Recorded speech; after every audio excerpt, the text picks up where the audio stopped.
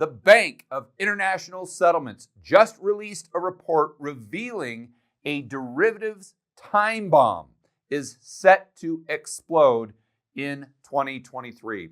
I'm going to explain this to you in 3 simple, fast steps. Step number 1, let's go over the black swan risks the Bank of International Settlements, BIS, outlined in their report. We start with this chart going back to 2004 all the way to today's date. On the left, we go from 0 up to 80 trillion, and on the right, we go from 0% up to 80%. This green line represents the amount of these derivatives, these kind of secret derivatives that are off balance sheet. They're in the shadows. How many of them, the nominal value that's denominated in dollars. And this red line represents the total percentage that mature in 1 year or less. So now let's go over the numbers. The amount of these derivatives that are off balance sheet, hiding in the shadows, denominated in dollars, back in 2004, the BIS estimates to be about 20 trillion. But you can see that pretty much goes straight up to where we are today at 85 trillion. Now, the total amount of these types of derivatives, around 100 trillion. But these are FX swaps. We're going to get into that in a moment, so don't let that intimidate you. But with an FX swaps, there's 2 currencies that are involved. So it could be the euro and the yen, which would not include the United States dollar. So this delta, the 15 trillion here, are FX swaps, as an example, that are denominated in currencies other than the dollar. But the dollar represents 85 trillion, like we said before, and 80% of this debt, dollar-denominated debt, is due within 1 year. So what are these mysterious dollar liabilities? These derivatives, which Warren Buffett calls weapons of mass destruction. And the mainstream media never talks about. In fact, the mainstream media doesn't even know they exist.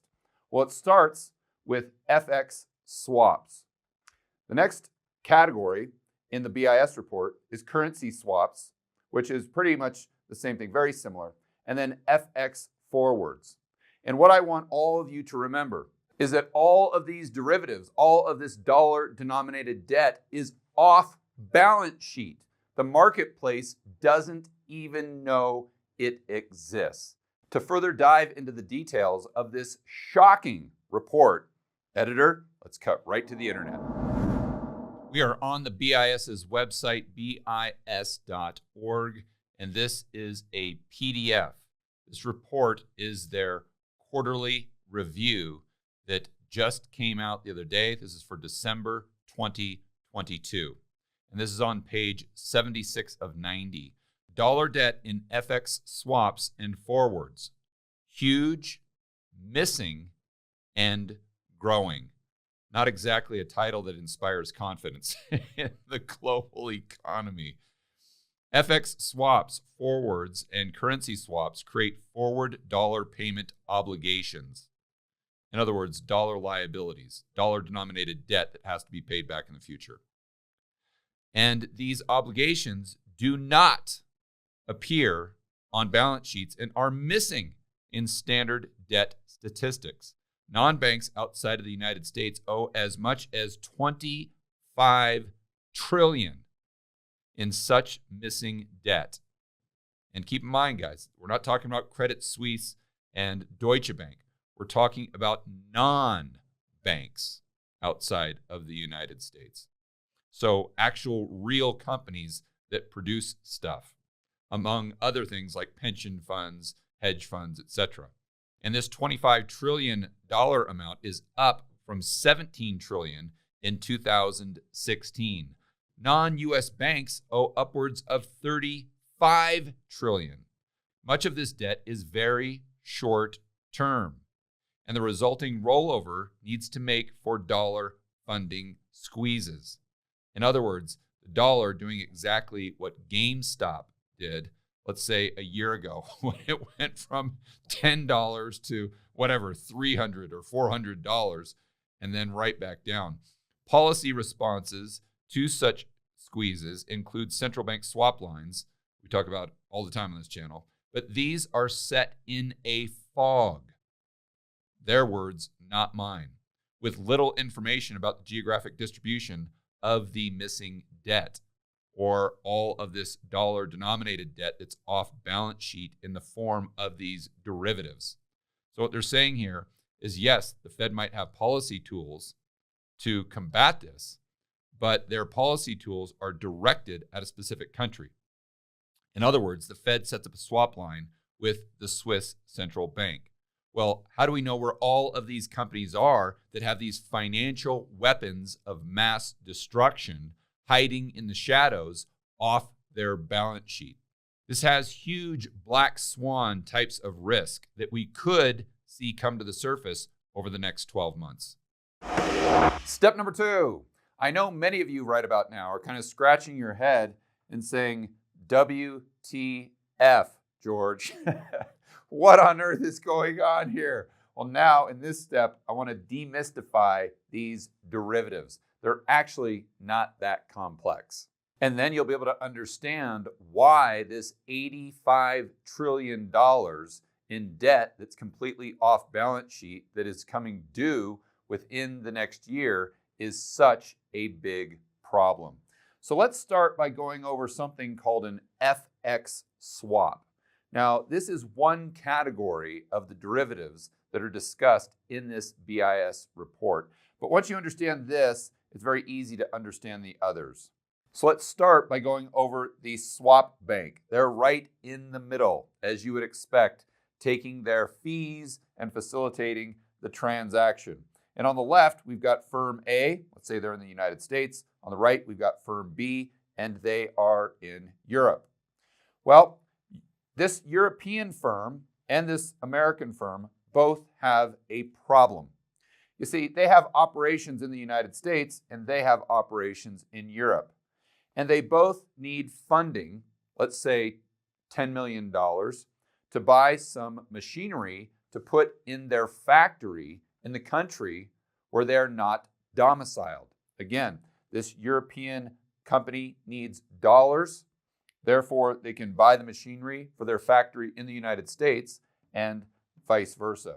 Now, the issue is that both of these firms, since they're not domiciled in the area where they need the money in the local currency, they're going to pay an extremely high interest rate.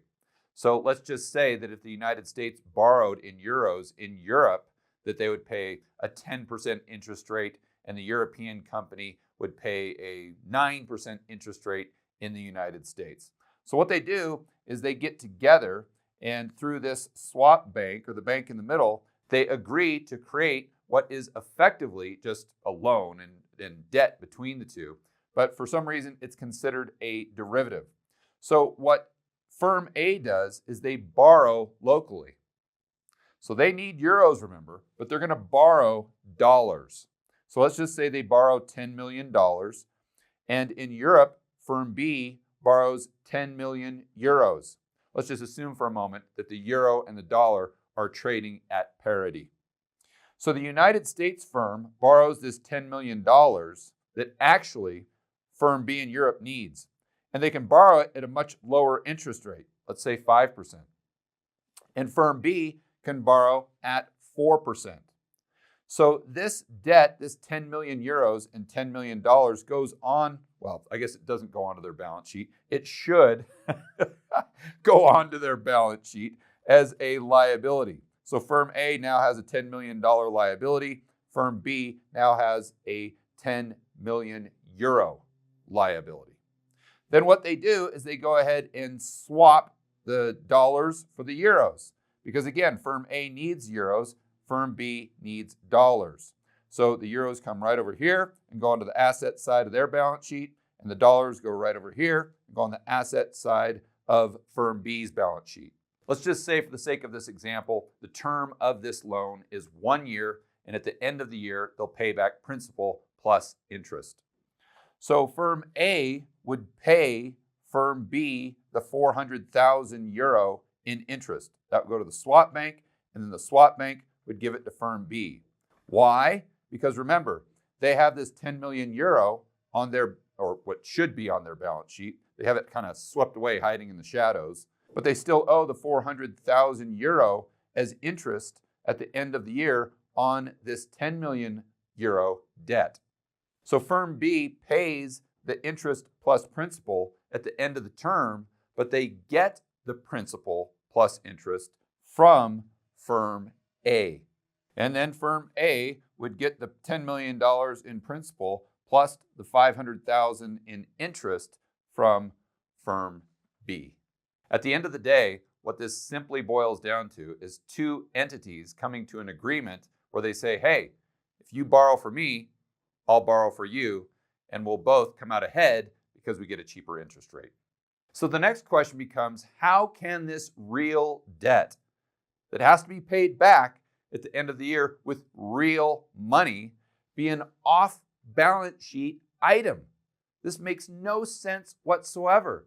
They're taking trillions, tens of trillions of dollars, and just sweeping it under the rug and pretending that this massive amount of risk doesn't exist at all. For answers, editor, let's go right back to the BIS's website. The debt remains obscured from view. Accounting conventions leave it mostly off balance sheet as a derivative, even though it is in effect a secured loan with principal to be repaid in full at maturity. Only footnotes to the accounts reported.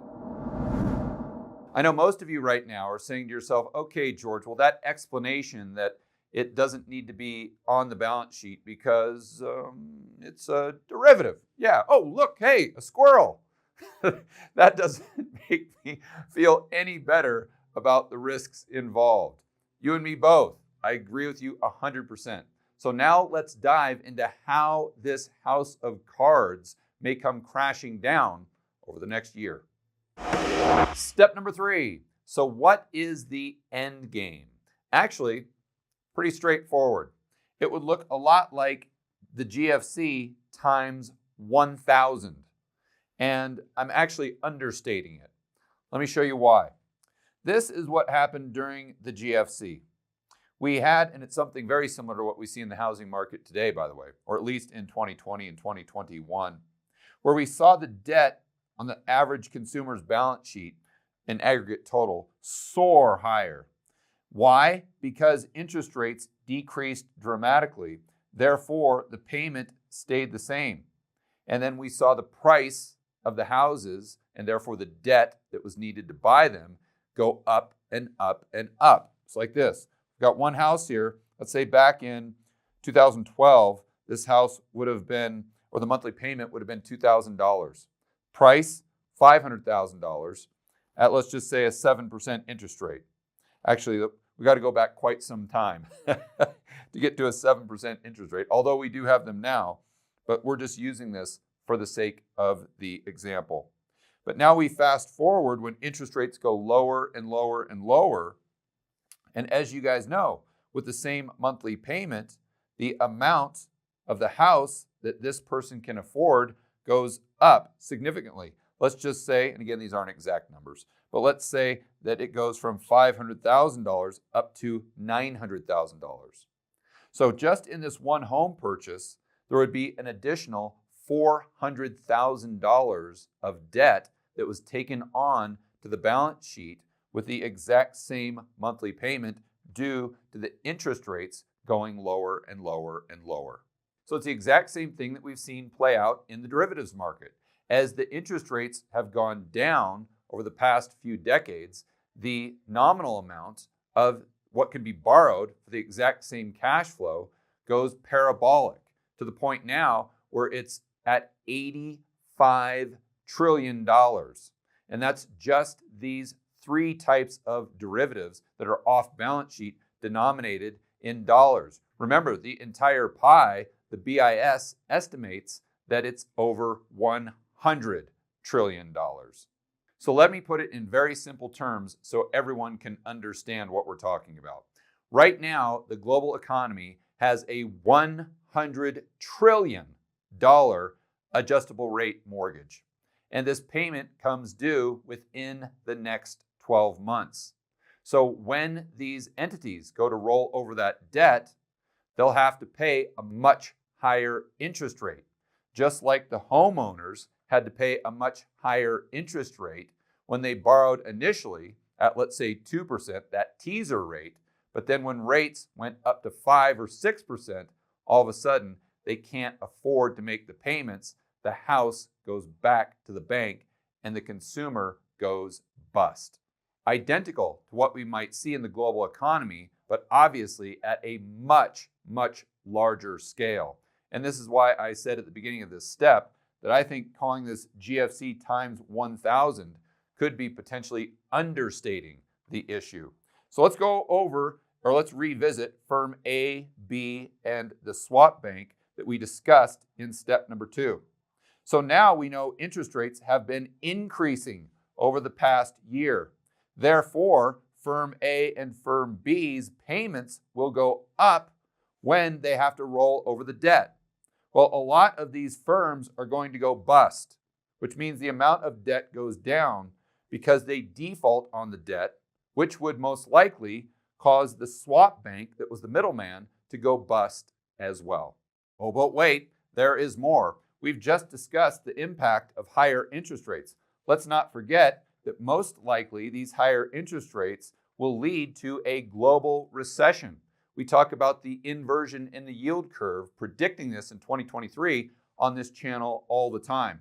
So if we go into a global recession, then these entities' cash flow will decrease. And also the velocity of money circulating throughout the global economy will go lower as well. This creates an even bigger burden for the existing debt for these entities that are involved in this $100 trillion derivative debt scheme. And lastly, if 85 trillion of this risk that's just off balance sheet, swept underneath the carpet, that's just waiting to pounce on the global economy, is denominated in dollars, what happens if we get a global recession, cash flows decrease, lower velocity?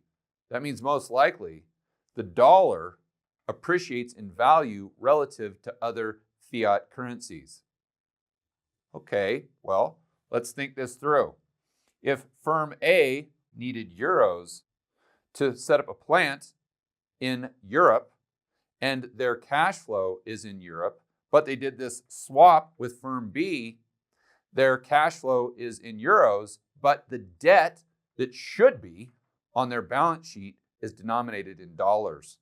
So if the dollar goes up, the euro goes down, that means the cash flow that they have coming in to service the debt decreases, making this entire doom loop that we've discussed throughout step number 3 even more powerful to the downside. And this is the derivatives time bomb that the BIS outlined in their most recent report that is set to explode in 2023. For more content that'll help you build wealth and thrive in a world of out-of-control central banks and big governments, check out this playlist right here. I will see you on the next video.